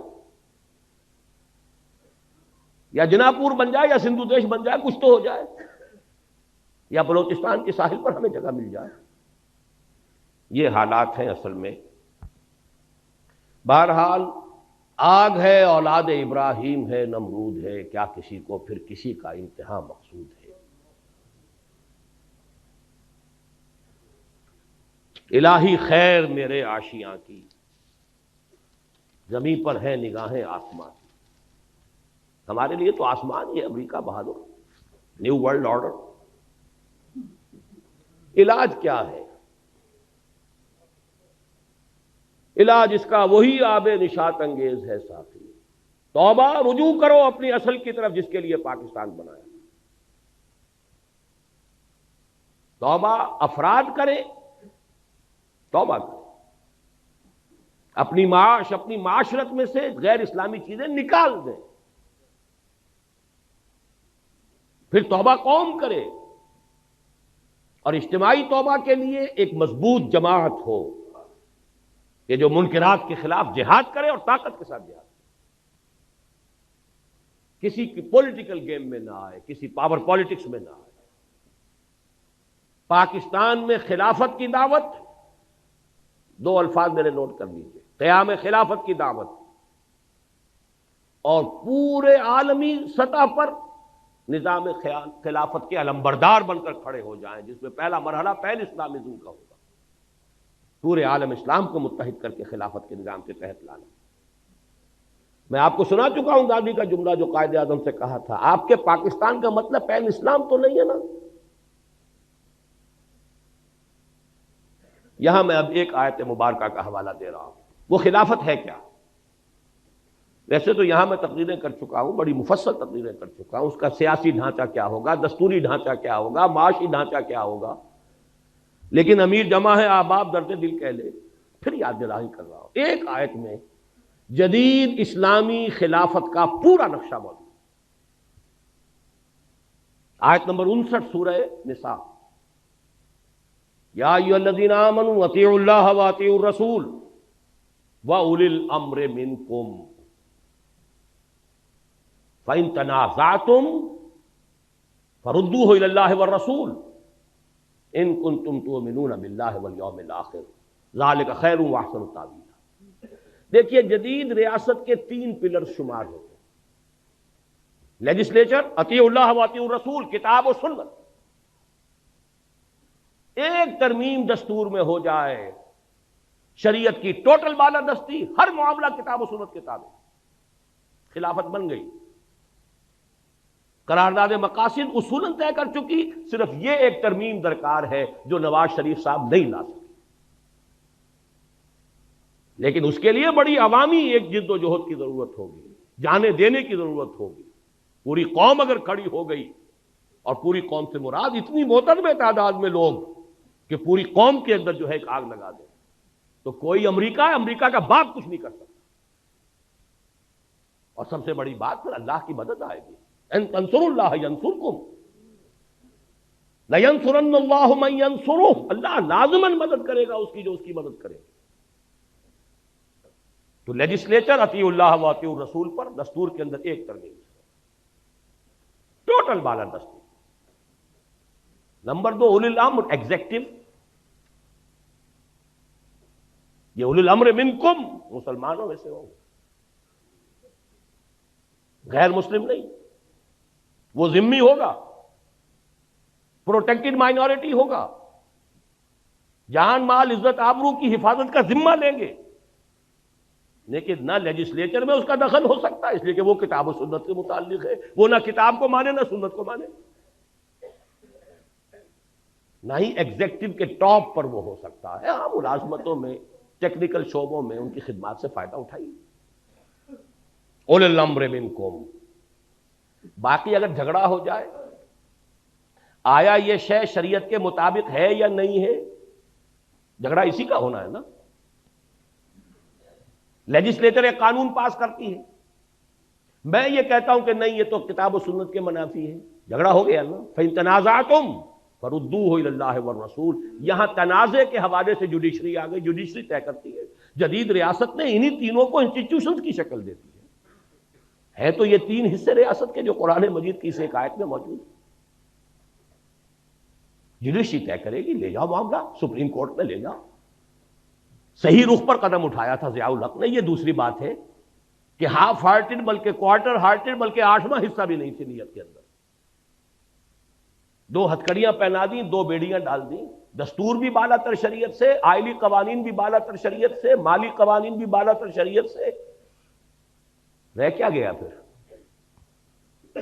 جوڈیشل لاز بھی بالا تر شریعت سے، تو سوائے فراڈ کے اور کیا رہ گیا؟ یا کچھ لوگوں کی تنخواہیں ہیں، وہ فیڈرل شریعت کورٹ اور فلانش کورٹ تنخواہیں چل رہی ہیں، بڑے ٹھاٹ جمے ہوئے، کریں گے کیا وہ؟ نہ دستور ان کے دائرہ کار میں، نہ عدالتی قوانین دائرہ کار میں، نہ مالی قوانین۔ خیر مالی قوانین کے لیے وہ 10 برس کی چونکہ تھی ہتھکڑی، وہ کھل گئی ہے اچانک، تو انہوں نے وہ دے دیا فیصلہ، اور فیصلے کے خلاف اپیل میں جا کر نواز شریف صاحب اور اس معاملے کو وہاں کنڈم کر دیا۔ آئلی قوانین بھی نہیں شریعت کے مطابق۔ مجھ سے کہا تھا انہوں نے، پھر یہ خواتین کو کون مطمئن کرے گا؟ میں نے کہا اگر یہی آپ کی سوچ کا معیار ہے تو یہ میرا استعفیٰ ہے، میں آپ کے ساتھ شورا میں بیٹھنے کو تیار ہوں۔ بہرحال پہلی بات یہ۔ نمبر 2، صدارتی نظام اس ملک کے لیے اگر خیر ہے، صدارتی نظام یہ پارلیمانی نظام انگریز کی وراثت،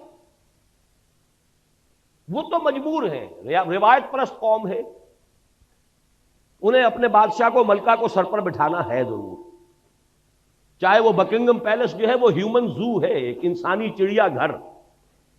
اس کی خبریں پڑھ لیجئے، ڈائنا کی پڑھ لیجئے، کبھی سارا فرگوسن کی پڑھ لیجئے، سکینڈل پڑھ لیجئے، دلچسپی ہے ان کی، ایک کھیل کود کا سامان ہے۔ لہذا انہیں تو پارلیمانی نظام بنانا ہے۔ ہمارے ہاں خامخواہ کی سنویت، ہیڈ آف دی اسٹیٹ اور ہے، ہیڈ آف دی گورنمنٹ اور ہے۔ اب وہ ہیڈ آف دی اسٹیٹ یا تو بنے گا چودھری فضل الہی، اور یا بنے گا غلام اسحاق خان، بلکہ اس سے بھی آگے بڑھ کر ضیاء الحق صاحب۔ مجھے بتا دیجئے تیسری شکل ہے کون سی؟ یہ لعنت ہے، یہ برٹش لیگیسی ہے، اس کا جنازہ جتنی جلدی نکالا جا سکے. لیکن یہ سب کچھ اس کے بعد ہے، شریعت کی ٹوٹل بالادستی پہلے طے ہو، ورنہ کوئی بات نہیں. پھر یہ لعنت چاہے پارلیمانی ہو چاہے صدارتی ہو، سب لعنت، سب شرک، سب کفر. جس ملک کے نظام میں شریعت کی بالادستی اور اللہ کی حاکمیت کا نفاذ نہیں ہے وہ شرک ہے، کفر ہے. رہنے والے مسلمان ہوا کریں، نظام کافرانہ ہے. ایک اور چیز روح عصر کا ایک تقاضا ہے، ٹرو فیڈرل سسٹم. اب جیسا کہ وہ علامہ اقبال نے اپنی ابلیس کی مجلس شورا نامی نظم میں ایک بڑا پیارا شعر کہلوایا ابلیس کی زبان سے، ہم نے خود شاہی کو پہنایا ہے جمہوری لباس، جب ذرا آدم ہوا ہے خود شناس و خود نگر.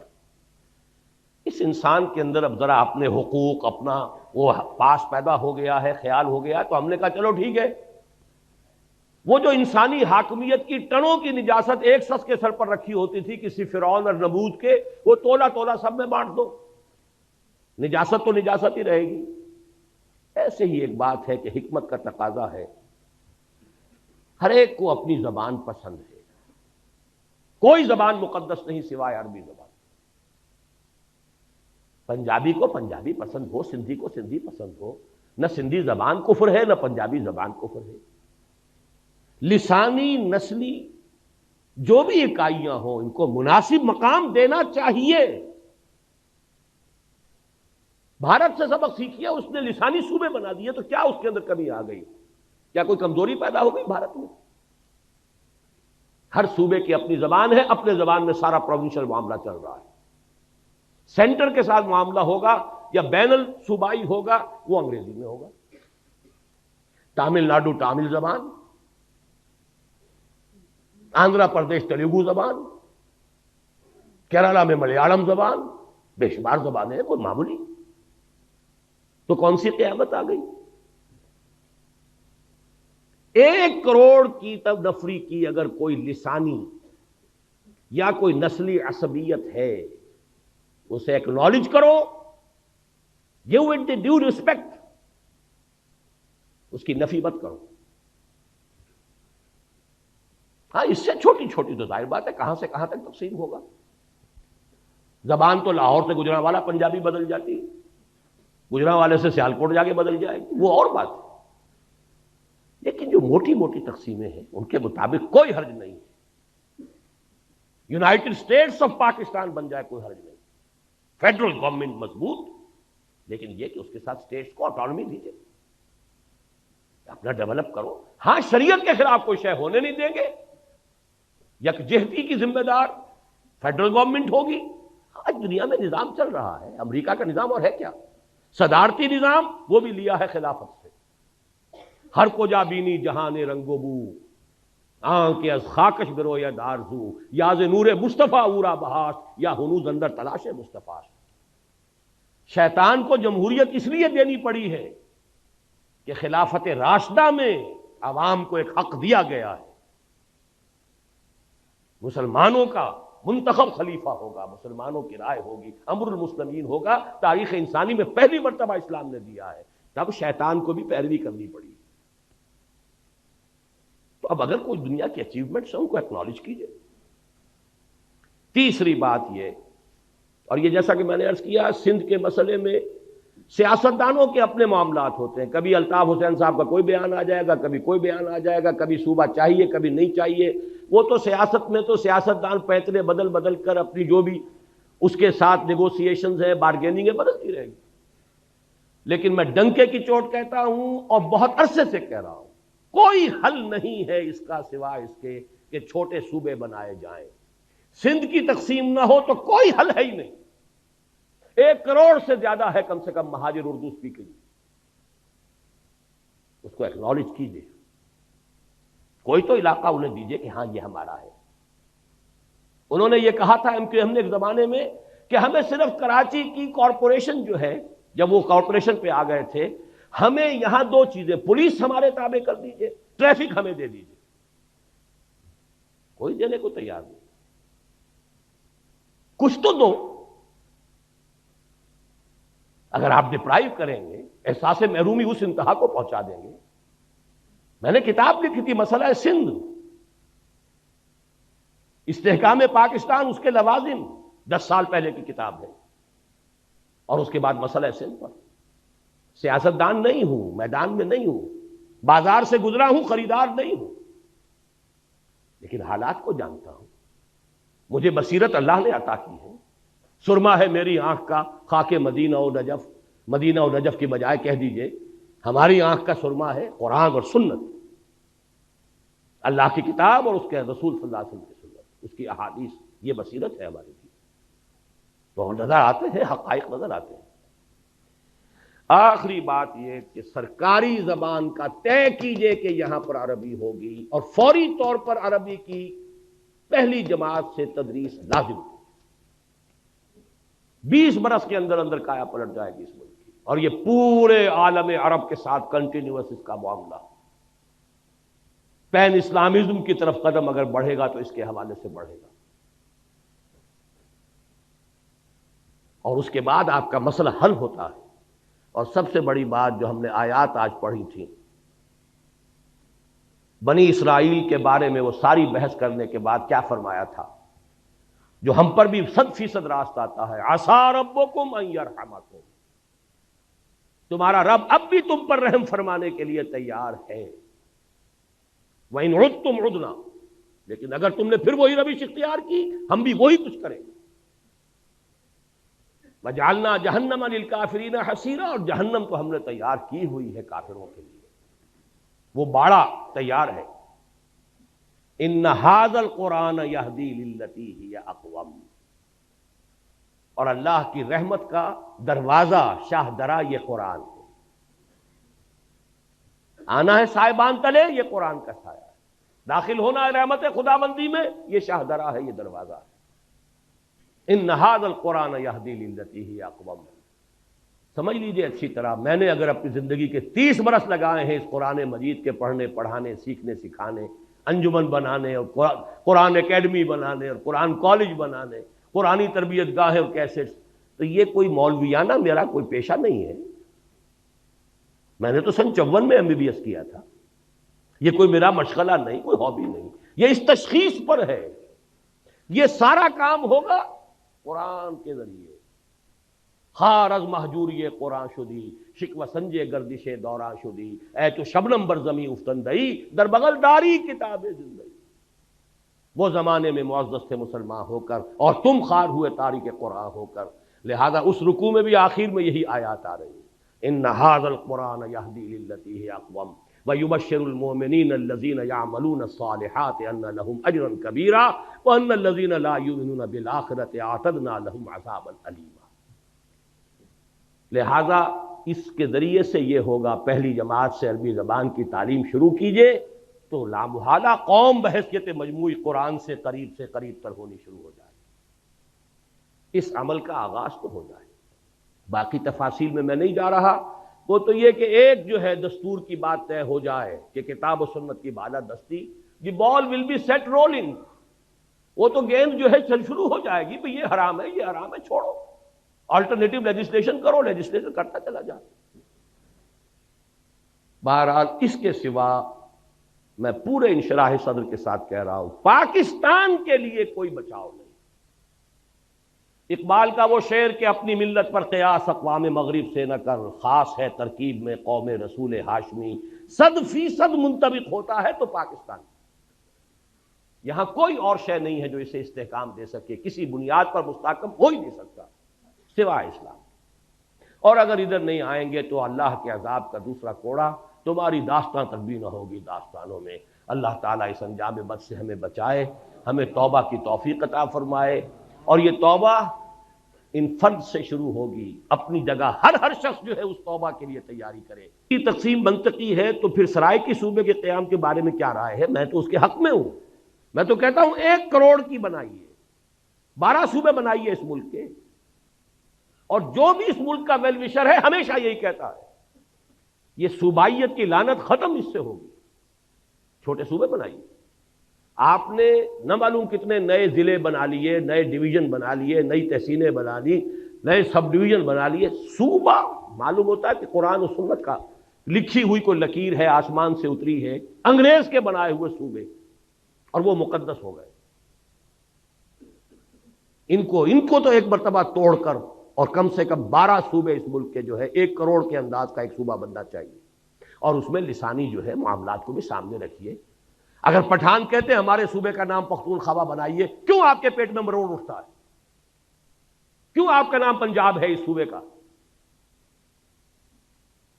اور سرحدی صوبہ نام رکھا ہوا، کون سی سرحد؟ پاکستان کے 4 صوبے سرحدی صوبے ہیں. پنجاب اس کا شمال مشرقی سرحدی صوبہ ہے، سندھ جو ہے اس کا جنوب مشرقی سرحدی صوبہ ہے، بلوچستان اس کا جنوب مغربی سرحدی صوبہ. یا تو سب کے نام یہ رکھ دیجئے، تبھی کوئی منطق ہے، کوئی دلیل ہے. ورنہ ہندوستان اتنے بڑے ملک میں تو شمال مغربی سرحدی صوبے کے کوئی معنی تھے، آج کیا معنی ہے اس کے؟ بلوچستان بلوچوں کا صوبہ ہے، بلوچستان نام ہے کہ نہیں؟ بعض چیزوں کو خام خواہ جو ہے ہم نے اس کے ساتھ الرجی بنائی ہوئی ہے، اور ان چیزوں کو جو پوج رہے ہیں بیٹھ کر کچھ لوگ، کچھ دانشور جو ہیں، ان کو اس کے سوا کوئی اور چیز سوچتی نہیں. نئے صوبے بنائیے، نئے نام رکھیے. کہیں ہندوستان میں تامل ناڈو نام سے کوئی صوبہ تھا؟ اکثریت وہاں کے صوبوں کے نام بدل چکے. آندھرا پردیش کہیں تھا دنیا میں؟ تامل ناڈو کہیں تھا دنیا میں؟ سب صوبے بدل گئے.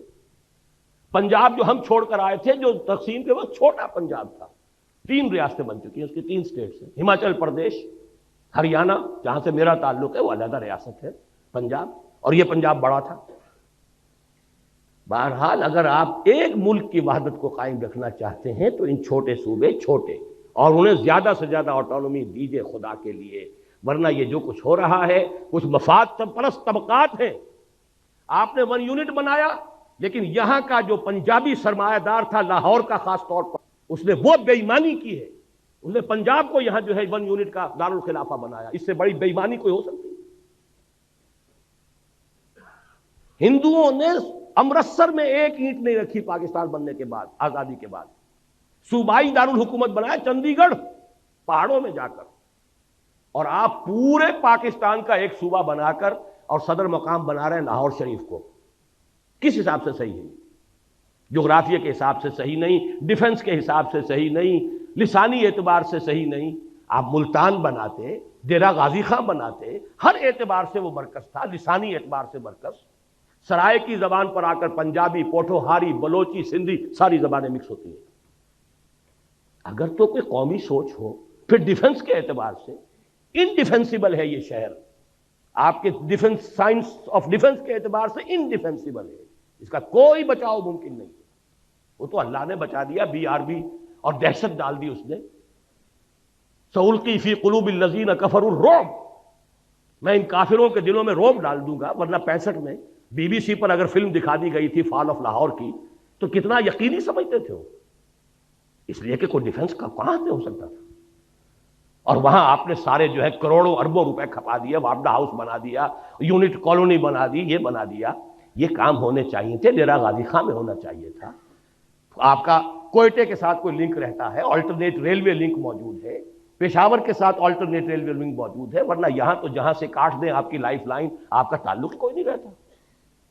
تو ان چیزوں کے اوپر ذرا حقیقت پسندی کے ساتھ غور کیجئے. اب دعا مانگیں. الحمدللہ الذی ہدانا لہذا وما كنا لنہتدی لولا ان ہدانا اللہ. الحمدللہ الذی انزل علی عبدہ الکتاب ولم یجعل له عوجا.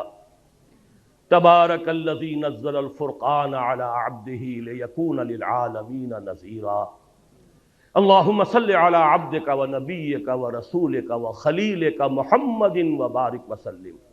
وصلی وسلم وبارک علی جمیع الانبیاء والمرسلین وعلی ملائکتک المقربین وعلی عبادک الصالحین وعلینا معہم یا ارحم الراحمین. اللہم ربنا نور قلوبنا بالایمان واشرح صدورنا للاسلام.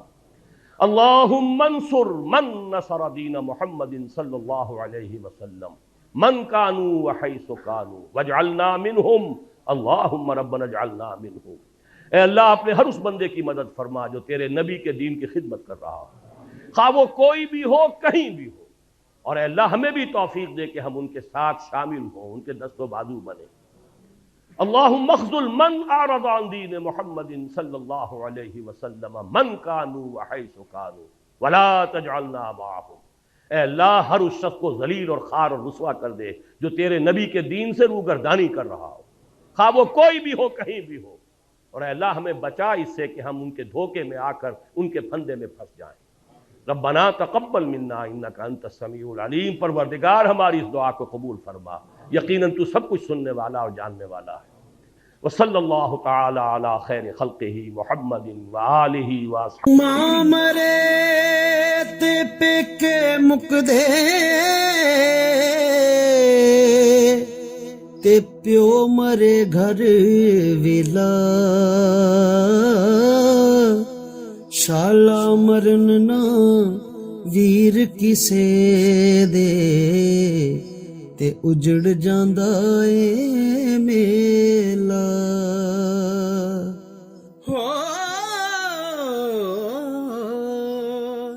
سکھیاں نال میں